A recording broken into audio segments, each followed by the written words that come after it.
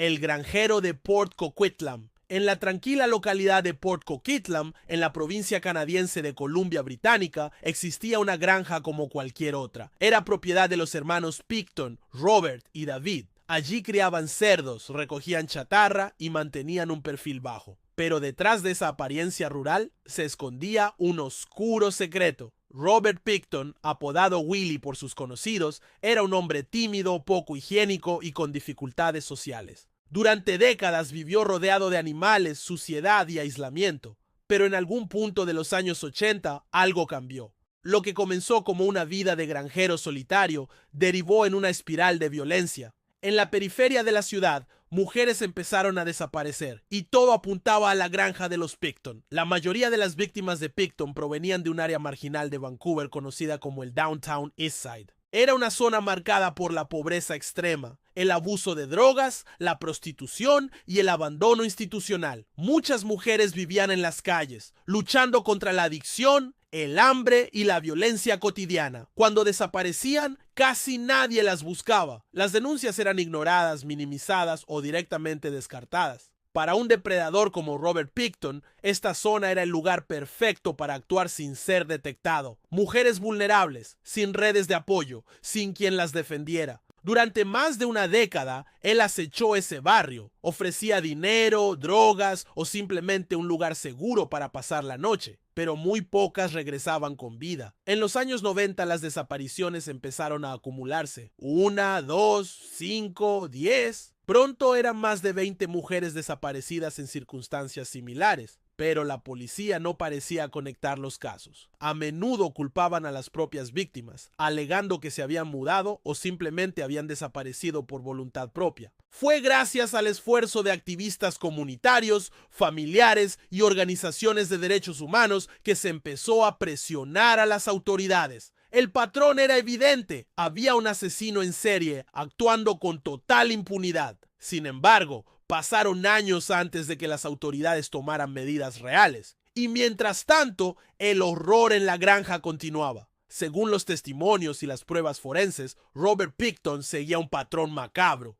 Invitaba a las mujeres a su granja donde consumían drogas y alcohol. Luego las atacaba. Algunas eran estranguladas, a otras las apuñalaba. Lo más perturbador fue lo que hizo después. Muchos restos fueron desmembrados y se cree que algunos fueron mezclados con la carne de cerdo que distribuía en la zona, o incluso eliminados en los procesos de la planta procesadora de carne que tenía en la granja. Las autoridades encontraron restos humanos dispersos en barriles, congeladores y enterrados en el terreno. La escena del crimen parecía salida de una película de terror. Una mujer logró escapar y denunciarlo en 1990 y estaba ensangrentada, con heridas de cuchillo. Pero increíblemente, el caso no prosperó y los cargos fueron retirados. Fue una oportunidad perdida que costó muchas vidas. No fue hasta 2002 que la policía ejecutó una orden de allanamiento en la granja de los Picton. Irónicamente, el objetivo era investigar armas ilegales, no asesinatos, pero lo que encontraron superó cualquier expectativa.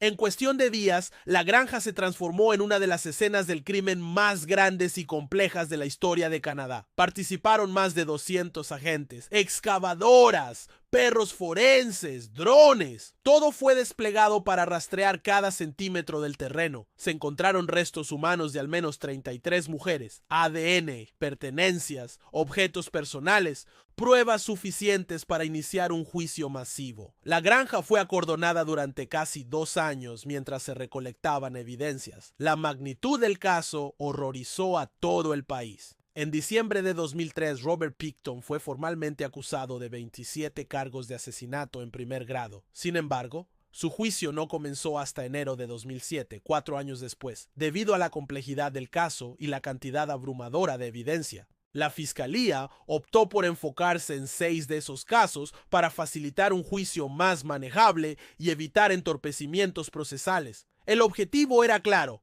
asegurarse de que Picton nunca volviera a pisar las calles. El juicio fue largo y traumático para las familias. Se presentaron detalles gráficos, testimonios de expertos forenses, trabajadores sociales y hasta de mujeres que sobrevivieron a Picton. En diciembre de 2007, Robert Picton fue declarado culpable de 6 asesinatos en segundo grado, aunque el juez reconoció que existía evidencia contundente de que él había cometido los crímenes de primer grado. Fue sentenciado a cadena perpetua, sin posibilidad de libertad condicional por 25 años, la pena más severa permitida en Canadá en ese momento. El caso Pickton reveló profundas fallas en las instituciones canadienses. Durante años, la policía ignoró las desapariciones, desestimó denuncias y dejó pasar pistas cruciales. En 1997, una mujer logró escapar de la granja con heridas graves y denunció a Pickton, pero inexplicablemente los cargos fueron retirados. Ese fue un momento clave para haber detenido la masacre. Numerosos oficiales y unidades policiales fueron cuestionados. Se iniciaron investigaciones internas y audiencias públicas. El informe final de la Comisión de Investigación sobre Mujeres Desaparecidas fue demoledor.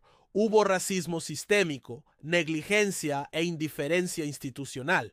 Si se hubieran tomado en serio las denuncias desde el principio, muchas vidas podrían haberse salvado. Aunque Robert Pickton está tras las rejas, el vacío que dejó en decenas de familias es irreparable. Muchas víctimas nunca fueron oficialmente identificadas y sus restos jamás recuperados. A lo largo de Vancouver y Canadá se han levantado monumentos, murales y placas en honor a las mujeres desaparecidas. Se celebran vigilias anuales y actos de memoria. El caso también visibilizó el abandono histórico hacia mujeres indígenas, trabajadoras sexuales y personas en situación vulnerable. A partir de esta tragedia se impulsaron reformas, aunque muchas aún se consideran insuficientes. Oficialmente, Pickton fue condenado por 6 asesinatos. Se retiraron otros 20 cargos para evitar nuevos juicios. Sin embargo, él mismo dijo en una conversación grabada en prisión que había matado a 49 mujeres y que lamentaba no haber llegado a 50. El número real de víctimas sigue siendo un misterio. Algunos investigadores creen que pudo haber asesinado a más de 60. Otros sostienen que incluso usó la granja como zona de eliminación para crímenes cometidos por terceros. Lo cierto es que Pickton se convirtió en el rostro más oscuro de la historia criminal canadiense. Robert Pickton no solo fue un asesino, fue el producto de un entorno negligente, de un sistema que deshumanizó a mujeres pobres, adictas e indígenas. Su historia nos obliga a mirar de frente a una verdad incómoda. No todos los crímenes ocurren en la oscuridad. A veces suceden a plena luz frente a una sociedad que elige mirar hacia otro lado. Las víctimas no deben ser olvidadas, y la historia de esta granja del horror debe contarse una y otra vez para que nunca se repita, porque la memoria es el único antídoto contra la indiferencia. Gracias por acompañarnos en este recorrido por uno de los casos más estremecedores de la historia criminal contemporánea. No olvides compartir este video, suscribirte al canal y activar la campanita para más historias reales como esta.